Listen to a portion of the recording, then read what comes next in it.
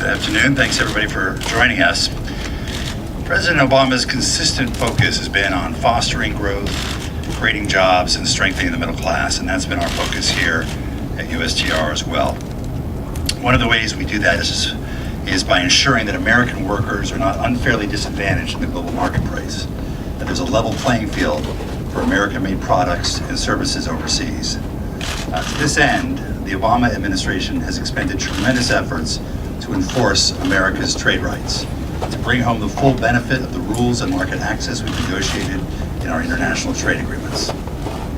Earlier today, we notified our Indian counterparts in New Delhi, Geneva, and Washington that the United States is challenging the domestic content requirements for solar power equipment imposed by India in Phase 2 of its national solar mission.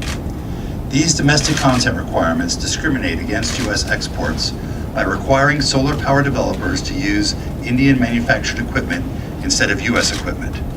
This kind of discrimination is against WTO rules, and we're determined to stand up for U.S. workers and businesses.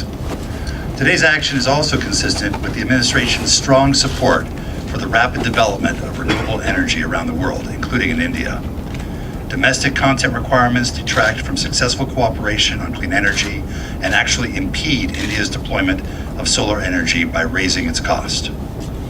Today's action follows our February 2013 challenge to domestic content requirements in Phase 1 of India's national solar mission. We hope that through these cases and other bilateral contacts, we will be able to dissuade India from continuing to impose domestic content requirements. Let me just say that when President Obama went to India in 2010, he noted that the U.S.-India relationship was one of a strategic partnership, and in fact, the defining partnership of the 21st century. We have a strong and growing trade and investment relationship with India, and we both remain committed to seeing that it achieves its full potential. An important part of any maturing trade relationship is effectively addressing the range of issues on our trade and investment agenda, including in areas where we might disagree.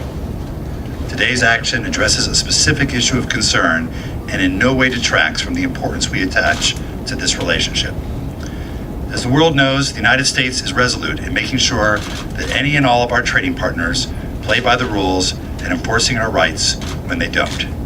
Through this action, as with all of our enforcement actions, we are bringing to bear a whole-of-government commitment through USTR and the Interagency Trade Enforcement Center to stand up for our trade rights.